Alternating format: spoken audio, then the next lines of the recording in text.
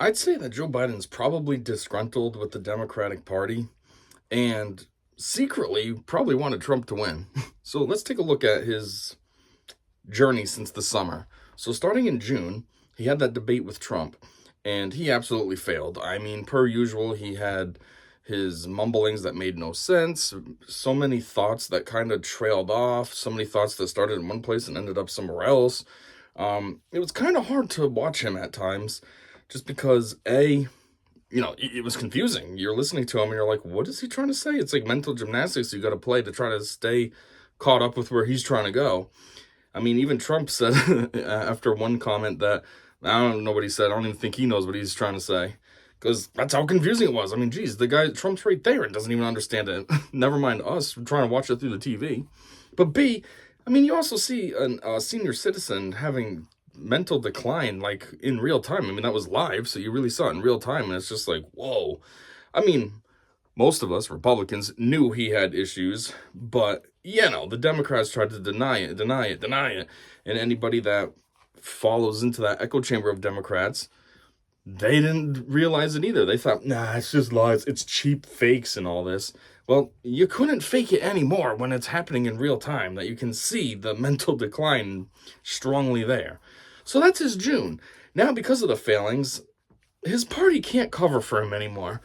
So now they basically throw a coup. All along his thing was, nope, I'm going to keep running. I'm doing this. I want to go for a second term. And then they were like, nah, man, you effed up that debate. We can't lie for you anymore. I mean, everybody saw both sides. Democrats and Republicans were watching this. They saw you fall apart live on TV. You can't do this. And so they were just like, you need to get out of here. And then they were all like, well, what are we going to do now? It's too late for primaries. I mean, that's the way you should do it, especially considering we're the party of we need to save democracy. But they're all like, we'll just pick someone. And they're like, well, I guess she's currently the VP, so we'll just take her. And there you go. Now you're in Joe Biden's spot. And for some really weird reason, everybody was 100% on board with that right out the gate. Nobody questioned it. It went one day, everyone was, I'm riding with Biden. I'm with Biden till the end, or whatever the other phrases were. Then, whoops, swap this out for her. And then all of a sudden they were, yeah, turn the page, Kamala. Oh, white dudes for Kamala. And all this. And it was just like, you think this is normal? You don't question this at all? How it was just literally like, just switch one day. He's saying, no, I'm going to be the face of I mean, I'm pretty sure he didn't even make his speech yet that they forced him to do, saying that he was choosing to step down before they had Kamala come in. That came after. It was like one day he's here, switch this out. And then a couple days later, he's like, I chose to step down. I think I got to do what's best for the country. And it's like, your order of operations is a little bit backwards there, DNC. But anyhow, so he had that happen to him. And so what happens? In his perspective, he just had a person replace him that he doesn't even like. Let's be real. He doesn't like Kamala. Kamala. All these little sensitive people that don't like when you say Kamala. Yeah, Kamala. For all the people that are so worried about it. Look, she wants to have a weird name. It's her fault if people say it wrong. I'm going to say Kamala because that's what it looks like to me. Anyways, Kamala. He didn't like her in the first place. She was the one acting, she used to call him all the time racist and all this before she was his VP. Remember when they were like in the 2020 primaries and she was on the same level as him then, calling him racist and all this nonsense and just talking so much crap about him. He didn't like her. He didn't want her as his VP. But somebody, Barack Obama, in the background was like, Joey, I really think you should choose Kamala Harris as your VP because, for the dumb reasons, because she checks boxes of immutable characteristics. It's not because she's done this in her policies, in her past career and this and this and this. No, it's, she's obviously a woman. She's brown. She's Jamaican. She's Indian. She covers quite a bit that we could exploit. That's the problem with the Democratic Party, too. They don't care about policy or anything. They care about immutable characteristics, checkboxes, DEI. That's a terrible way to go about things. But anyway, so yeah, now all of a sudden, this person that he doesn't even like is now his VP. Because the party, his boss, told him to choose her. So now he's reluctantly with her, but he's like, whatever, I guess I'll make the best of it. Then he ends up winning the election. And so now it's really just water under the bridge for him. He's like, hey, whatever. Hey, whatever. I got the position I wanted. So, he kind of just dealt with it. Made up lies. Oh, yeah, Kamala's doing a great job, blah, blah, blah. But secretly, he's like, I'd rather have someone else. So now she gets put in place for him. And so now, in his perspective, he's like, seriously? This broad I didn't even want as my VP is now my replacement? So now he's stewing even more. Oh, first they're going to kick me out. Then they're going to put this mother effer in. Ooh. And then look what happened. He kind of just went absent for quite a stretch there. It was like, after all this happened, it was like, where's Joe? You don't hear anything of him. He's just kind of gone. He's on vacation on the beach and just gone otherwise. But what did he do? He always seemed to show up at very convenient times to kind of F with Kamala. I mean, there was that one time she was trying to hold a rally somewhere, and that's when he was giving a speech. I don't remember what it was about, but he was giving a speech like at the same time. Well, guess what that does? People are going to tune in, more likely going to tune into Joe because he's the president. That's what matters more than just someone running for office. So he stole thunder from her. Yeah, there was the people at the rally, but otherwise people weren't watching on TV. They were paying attention to what Joe was saying. Then look at all the flubs that he had. Obviously, it draws attention. She's currently his VP, so if he says something terrible, well, that also reflects on her because she's currently right under him. Like, let's just fast forward to the future. Obviously, she lost, but she's still the VP until January, so she's still his underling. So if he says something crazy, it's a reflection onto her as well. So what's he do? He goes and calls all Republicans trash. He goes and, what was the other thing he did? I don't know. I think he had two major flubs, though. I'm drawing a blank on one. But obviously the trash one was the more recent one. And it's just a poor reflection on her. It's almost like he's trying to casually sabotage. Hey, I'm not gonna straight up sabotage it. But, I can have senior moments and just, F you, Kamala. And then came the election, and, there was some suspicious activities on his behalf, most notably his wife, wearing the all-red dress. I mean, come on, we all know that red is associated with Republican, so it's like, are you dropping subtle hints that you actually voted for her voted for Trump rather than for her? Maybe, because, after all this nonsense has happened with them in the DNC, maybe they're both a little sour about what's happened. I mean, we only know what we see. There's so much behind closed doors. Who knows? Maybe Joe's just like to the Democrat Party in general at this point. Maybe he's secretly a Republican now. He's like, man, these guys, 50 years I've been with them, and they're going to screw me over last minute like this? And then we find out that Trump wins and Kamala lost, and he ends up giving this speech. Thank you. Please. Thank you. Good to see this cabinet and the staff together here. Thank you.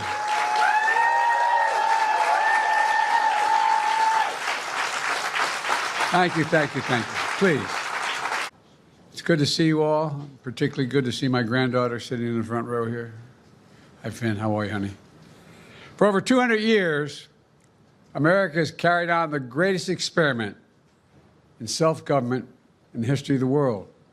And that's not hyperbole, that's a fact. We're the people. The people vote and choose their own leaders, and they do it peacefully. And we're in a democracy. The will of the people always prevails. Yesterday, I spoke with President-elect Trump to congratulate him on his victory. And I assured him that I'd direct my entire administration to work with his team to ensure a peaceful and orderly transition. That's what the American people deserve. Yesterday, I also spoke with Vice President Harris. She's been a partner and a public servant. She ran an inspiring campaign, and everyone got to see something that I learned early on to respect so much, her character. She has a backbone like a ramrod. She has great character, true character. She gave her whole heart and effort and she and her entire team should be proud of the campaign they ran. You know, the struggle for the soul of America, since our very founding, has always been an ongoing debate and still vital today. I know for some people, it's a time for victory, to state the obvious. For others, it's a time of loss. Campaigns are contests of competing visions. The country chooses one or the other. We accept the choice the country made. I've said many times, you can't love your country only when you win. You can't love your neighbor only when you agree. Something I hope we can do, no matter who you voted for, is see each other not as adversaries, but as fellow Americans. Bring down the temperature. I also hope we can lay to rest the question about the integrity of the American electoral system. It is honest, it is fair, and it is transparent. And it can be trusted, win or lose. I also hope we can restore the respect for all our election workers who busted their necks and took risks at the outset. We should thank them. Thank them for staffing voting sites, counting the votes, and protecting the very integrity of the election. Many of them are volunteers who do it simply out of love for their country. And as they did their duty as citizens, I will do my duty as president.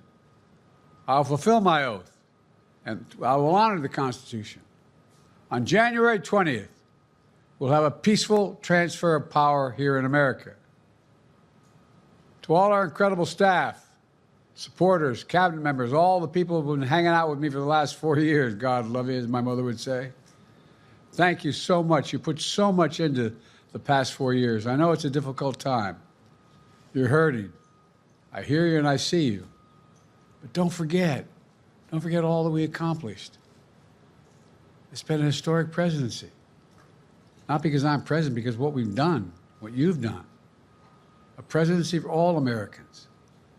Much of the work we've done is already being felt by the American people, but the vast majority of it will not be felt over the next 10 years. We have legislation we passed that's just only now just really kicking in.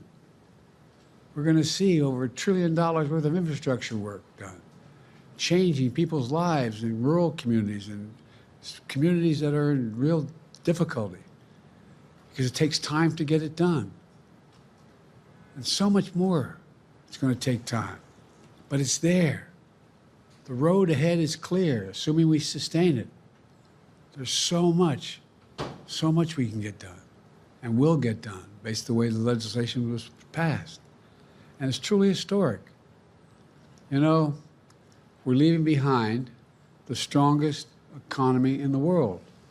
I know people are still hurting, but things are changing rapidly. Together, we've changed America for the better. Now we have 74 days to finish the term, our term. Let's make every day count. That's the responsibility we have to the American people. Look, folks, you all know it in your lives. Setbacks are unavoidable, but giving up is unforgivable. Setbacks are unavoidable, but giving up is unforgivable. We all get knocked down. But the measure of our character, as my dad would say, is how quickly we get back up. Remember, a defeat does not mean we are defeated. We lost this battle. The America of your dreams is calling for you to get back up. That's the story of America for over 240 years and counting. It's a story for all of us, not just some of us.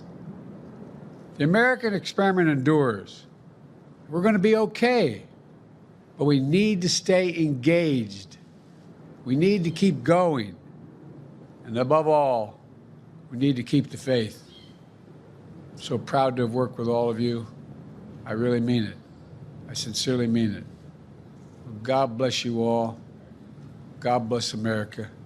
And may God protect our troops. Thank you, thank you, thank you. There's a few things to notice in that footage right there. First off, he seems a little bit happy. I mean, geez, in the very beginning, he's all smiley and stuff. I get it. It's supposed to be, because he's happy with the crowd, they're cheering and all this. But when you juxtapose him to, like, all other lefties and stuff, all the mainstream media and all that, and all the the news outlets and probably the other politicians and stuff like Biden and all them. I mean, not Biden, Barack and all them. They're not all happy-go-lucky like that. They're not smiling. They're, I mean, geez, you got Kim out here literally crying. How embarrassing.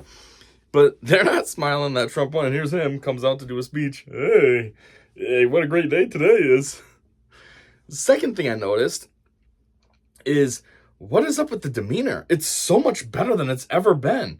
He's been extremely divisive his whole presidency, vilifying Republicans, calling them extreme MAGA Republicans and blah, blah, blah, and making us out like we're domestic terrorists and all this. And, his blood red backdrop when he was giving that speech, and all this. And just very hateful, mean, nasty, starting fights with people all the time. Remember that one? I think this wasn't even during his presidency. This might have been before when he was campaigning. But remember that guy? Hey, let's do push-ups. Fat. Calls the guy fat as a nickname. And like, here he is, just normal, just talking, kind of peaceful, trying to be optimistic. He's talking about his policies. Oh yeah, there's stuff. It's gonna take time, but the foundations and the framework are in place, so that in 10 years you can realize it all. Quite honestly, I feel like it's a lot of bullshatzel still. It's just lying, like he's been doing all along. But still, it was more optimistic, not so hateful, and more peaceful. And he seems just like a genuine old guy instead of somebody that you hate. Now it's just like, look at Pops, he's screwed up. He's stupid and doesn't know what he's talking about. Versus his whole presidency, where it was just like, man, shut up, you motherfucker. No one wants to hear you. He was a lot better this time around in this speech. And also, that speech was pushing 7 minutes, and it was like clear, concise. There was no weird whispering, no weird getting close to the camera to whisper. There was none of that. There was no as the foothills, words that didn't make no sense. There was no trailing off. It all stayed in line. Yeah, he had a little bit of bumps in the road, but that's okay. For the most part, it was right here. Bump here, bump there. But normally it's tires blew out. Like, he was just, wow, Kamala losing was just next level for him. It healed his Alzheimer's. But anyways, one thing that I really think he's pumped about that Kamala lost is this gives him a legacy that he can say, hey, I'm the only one that can beat Trump. Trump ran for president 3 times. The 2 times he won twice and he lost once to me. This also gives him the bargaining chip to be able to go up to members of Congress, let's say, or whatever, his friends in the DNC, and be like, I wanted to stay in. I beat him before. You threw me out. You put some idiot in place for me. She lost. Maybe I would have won, but you didn't want to give me the chance. So he it's something he gets to hold on to. I was the only one to beat him, and maybe I could have again, but my party threw a coup, and now we lost. So yeah, overall, that's just what I wanted to talk about. Just a little observation, how I feel Biden quite possibly is hating the Democrat Party and just doesn't care anymore. I feel like, this is the lame duck phase, and I feel like he's going to be a super lame duck. Like, he's just not going to care. I know at the end of his speech, he says, we got 74 days left. We got to do the work, blah, blah, blah. But I feel like he's just going to coast it out. He don't care. Him and Kamala are going to have weird tensions now because she was trying to distance herself from him the whole time while she was campaigning. And, he's going to have his resentment that she was trying to be, that she was installed as the front runner, and it's going to go poorly. And also, like I said, he sees it as, whatever, my term's over. It's not even Kamala that won, meaning like a continuation of the Democratic Party. It's Trump. So he doesn't care. He's not going to try to do anything to keep things good for when Trump comes in. And yeah, he's just going to ride it out and be a super, super lame, or I should say super lame duck. But yeah, that's all I got. So thanks for checking this out. Until next time, I said see ya.